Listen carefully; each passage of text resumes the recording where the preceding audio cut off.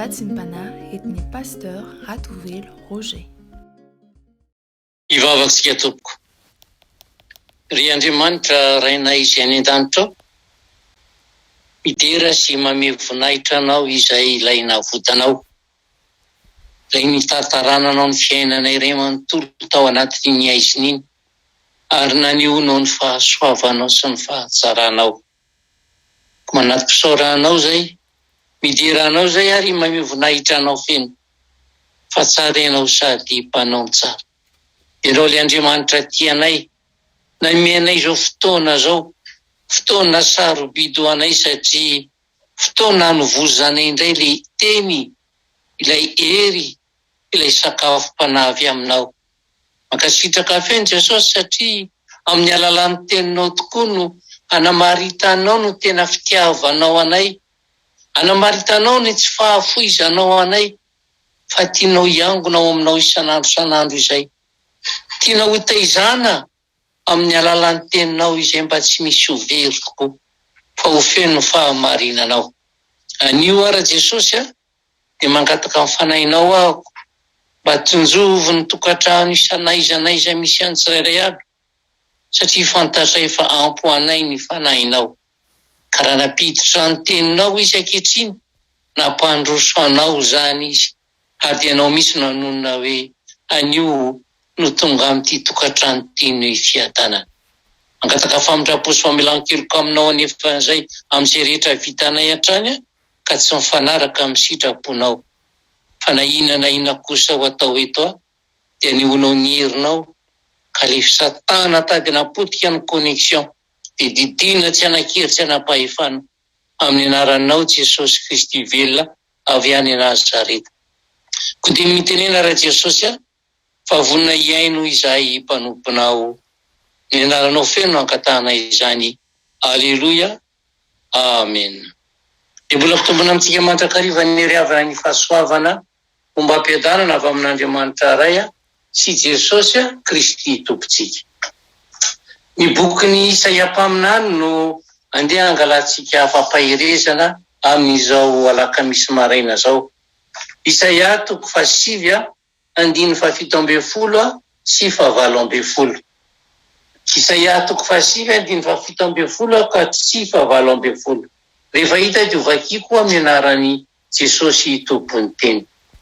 Fa ny faharatsiana mandory tahaka ny afo, mandevona ny tsiro sy ny hery, ary mampirehitra ny ala mikirindro, ka mitambolombolona tahaka ny setroka misavoana. Noho ny fahatezeran'i Jehovah tompony maro, efa mainty ny afo ny tany, ary ny olona dia tahaka ny kitay atohaka amin'ny afo, tsy misy olona miantra ny rahalainy. Amen. Ny faharatsiana mandoro tahaka ny afo. Fanaona moa no mandoro tahaka ny afo ity faharaitsindray ity? Fa hoy ny voalaza ao amin'ny bokin'ny Romanina 7:7-8 hoe fa aseho avy any an-danitra ny fahatezeran'Andriamanitra amin'ny faharatsiana rehetra sy ny tsy fahamarinan'ny olona izay misakina ny fahamarinana amin'ny fanaovan-dratsy. Ny olona izay miaina ao anatin'ny faharatsiana riavana dia mazava ho azy fa tsy manana fahamasinana izy. Ary noho izany, raha misy olona tianao dingana ho any amin'ny fahamasinana, na te hiaina an'izany fahamasinana izany, dia tsy maintsy miady tsy manapotika ny faharatsiana izy. Ary io na karazana faharatsiana toy inona izany, na faharatsiana toy inona. Ary zay nge no tena antony ivavahantsika maharitra, izay no antony ifaditsika hanina, mba tsy izay tiantsika foana no atao, satria efa fantatsika tsara nge fa izay tiantsika atao dia ratsy avokoa. Fa hoy tokoa manko tsy voalazan'i Jeremia mpaminany, tena maditra avokoa izy rehetra, ka mandehandeha manaratsy, varahana sy vizy, samy mpanao ratsy avokoa izy rehetra. Ary amafisy Isaia izany, fa ina no resahan'i Isaia ao amin'ny Isaia 5:15-7. Misy olona mifadianina nge resanao misy olona mivavaka nge resanao dia milaza io olona io hoe Andriamanitra, fa maninona izay no mifady nefa tsy hitanao, maninona izay no mivavaka nefa tsy hitanao, ary mampahory ny tenanay nefa tsy raharahinao. Ary dia novalian'Andriamanitra izy hoe satria na dia ao anatin'ny fotoana ifadianareo aza dia izay mbola tianareo ihany no ataonareo. Izany hoe raha ny marina nividirantsika ao anatin'ny vavaka maritra, ny fanatanterantsika ny fifadikanana dia ny mba hitenenantsika hoe tsy izay tiany saiko na izay tiany nofoko na izay tiany foko intsony no ataoko, eny na izay tiany olona manodidinay fa izay tian'Andriamanitra. Ary izay ry havana no mahatonga anao hiditra amin'ilay ady hanohitra ny faharatsiana, satria io faharatsiana io no fahavalon'ny fahamasinana. Ary tsy maintsy manohitra ianao vao mandresy. Dikan'izany tsy misy faharatsiana resinao izany raha tsy ianao mihitsy aloha no manohitra an'ilay izy aloha, satria ilay faharatsiana dia matorotony hafa, mandevina ny tsilo sy ny hery. Izany hoe ho potika izay rehetra tanjaka ao anatsika ao. Matanjaka ve ny finoanao? Ho levonina izany. Mahery ny fanantenanao anatinao? Ho dorana izany. Izany hoe izay andalovan'ny faharatsiana dia may. Ary tsy misy zavatra may ka mahafinaritra. Izany hoe ry havana amin'ny fotoana mahazovana ny faharatsiana dia tsy misy zavatra mahafinaritra intsony eo amin'ny olona. Fa ny Baiboly io dia manamarina fa ny faharatsiana dia mandoro tahaka ny hafa. Ary eo indrindra ry havana hitaizanantsika lalandava hoe tandremo io faharatsiana io e. Fa amin'ny fotoana hitehirizan'ny olona iray izany faharatsiana izany, na amin'ny endrika inona io na amin'ny endrika inona, dia tsy maintsy ho may izany olona izany. Ary izay no ilazana hoe aoka ry ataontsika aty-saina fa tsy miaraka mihitsy ny faharatsiana sy ny fahatsarana. Dikan'izany raha te hanana fiainana tsara aho dia faharatsiana io tsy maintsy adivako voalohany aloha indrindra. Hiady amin'io aho, hanohitra an'io aho, ary dia tsy maintsy tany saiko avokoa ireo faharatsiana hamatorany devoly ahy, ka hialako aho ary hibebahako. Manao ahoana ilay toe-poko e? Manao ahoana ilay toe-tsaiko e? Ilay fomba hafanao raha tsy hitakosenako hatramin'izay. Fa ireny zavatra ireny anke ka napotika izay zava-tsara ao anatintsika ao ry havany, dia araka indray voalazany Isaia amin'any ary voninahitry ny alany sy ny sahany mahavokatra dia ho levonina. Na ny fanahiny hoy izy na ny nofony dia tahaka ny fifehezafezaka izay marary mafy izany. Manambary miharihary izany ry hiteny izany ry havana fa izay rehetra mba tsara sy mahafinaritra eo amin'ilay olona dia ho may, ho levona ny faharatsiana. Ary ny tena loza, na io ara-panahy na io ara-nofa, dia samby ho levoniny avokoa.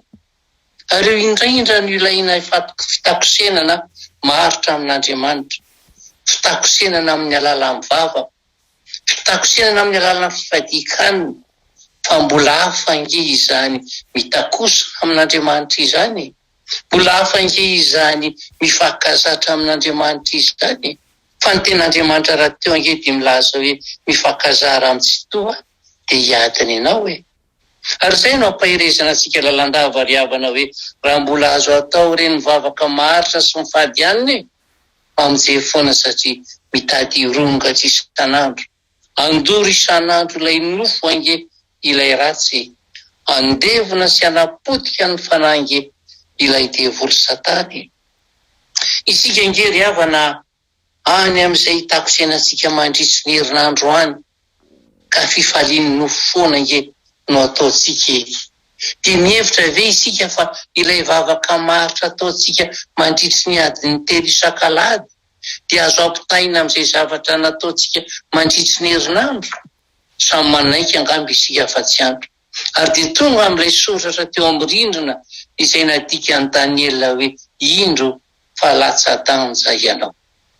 Ary ohatra azo raisina amin'izany inge dia ny fotoana lanitsika isan'andro manoloana finday antsika raha oharina amin'ny fotoana makianao baiboly a, miampy ny fotoana ivavahanao isan'andro. Iza no mavesa-danja? Misafiry mivavaka ataontsika manoloana sakafo eo ambony latabatra raha oharina amin'ny orinanantsika azy. Fotoana ivavahanao ve no betsaka sa ny fotoana hitadiavanao vola? Mino ry havana fa samy manaiky isika fa tsy ampy ilay vavaka. Ary normal raha malemy foana ny afo samy fanahy masina ato anatsika. Fa ilay asan'ny nofo no matanjaka be. Ary izany no araraotana rehefa amin'ny fotoam-bavaka takan'izao ka ilazana aoka re tsy avilivily ny saina ho any amin'ny zavatra hafa any ambadika any. Any ambadika any dia ilay fikaina nefa ny takosinantsika foana. Dia ilay fotoana kely mba hiantsoana fahamasinana ve dia mbola alefa any amin'ny zavatra hafa ny say. Ka ndray fa mamita tena nge isika amin'izany. Koa dia izao ary filao reny sainy ny tena iray manontolo mba teny hifantoka tanteraka hanatrika an'Andriamanitra amin'ny fotoam-bavaka hatrehantsika. Ary mba hampitomboantsika ny fotoana hitakosenantsika amin'Andriamanitra. Ary tadio lalandava fa amin'ny fotoana manomboka ho mandresy ny ara-nofontsika dia mihamavokatra miharoborobo tsy kelikely ny ara-panahy ary mivokatry ny fanahy dia samy fantatsika fa tsy misy ratsy na dia iray aza. Misy dingana tsy maintsy atao anefa ry havana dia ny fahafohizan-tena tsy maintsy tanterahanao. Ary tadidio fa lavitra ny fahamasinana, mira lavitra n'Andriamanitra ary dia lavitra ny fahagagana. Satria rehefa feno fanahy masina dia rakitry ny fahamasinana ary dia mahazo hery amin'izay izay rehetra atao ianao. Fa hoy ny voalaza ao amin'ny Malaki 3:9-10. Hoy ny izy voalaza amin'ny anaran'i Jesosy hoe fa indro avy ny andro mandoro toy ny fatana fandorona izy. Ary ny mpirere rehetra sy ny mpanao ratsy rehetra dia ho vodivarika ho andoro azy ny andro izay ho avy. Hoy Jehovah tompony maro ka tsisy asiana miangana na ny fakany na ny sapany. Dikan'izany ry havana, ny fiainan'ny olona tsy manohitra faharatsiana dia toy ny vodivary. Fa inona moa ity vodivary ity? Manambara izany fa tsy misy ilavana azy. Ary dia tsy maintsy tsy misy azo raisina satria hodoran'ny andro izay ho avy. Hoy Jehovah tompony maro ary tsy asiana miangana na ny fakany na ny sapany. Ary dia manambara fa ampitehana tanteraka izany ry havana. Fa inona kosa mitranga rehefa mandray ny fanahy masina isika? Inona kosa mitranga rehefa tena miala ao anatsika faharatsiana io ka feno fahamasinana, ny fahamasinana tokoa. Inona zava-mitranga rehefa feno ary fanahy masina ara ny apôstôly? Mitranga avokoa no karazana fahagagana. Iseho ireo firaisan-tsaina, ny ariary ny fankatiavana, eny ny potra daholo ireo vokatry ny fanahy rehetra. Dia ny fitiavana, fiadanana, faharipo, fahamoram-panahy, fanaova-tsoa, fahamarinana, fahalemem-panahy, fahononam-po. Ry havana, toeriny faharatsiana dia ho aminao izany vokatry ny fanahy rehetra izany. Dia hiadana ianao sy ny ankonanao. Amen. Ivavaka sia tompoko.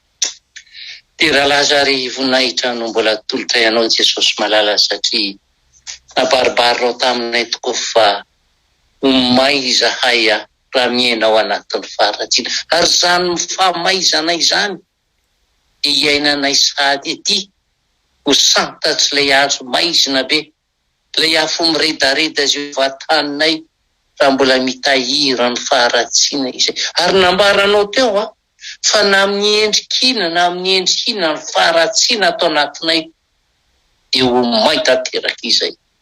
Tahaka ny vodivary zay hodoranao amin'ny andro voatendronao Jesosy ka tsy misy ilavana azy. Ary teto verimaina daholo zay rehetra niazakazahanay nanarahana dianao. Efa dia tianao Jesosy tsisy ho very izay rehetrarehetra. Anio ary dia ampatsiahy anay ianao hiady amin'ilay faratsiana na amin'ny endrikina na amin'ny endrikiny. Tsisy afaka namary tena fa mitahiry an'izany izay.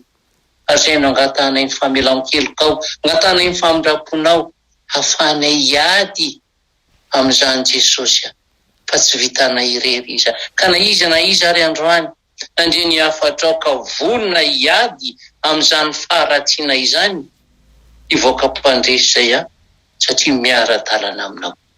Dia mametraka ny tsirairay eo am-pelantananao Jesosy. Arovy amin'ny ratsy, arovy amin'ny aretiny, arovy amin'ny rehetra fahalavona izay entin'ny Satana minganana ny tsirairay aby.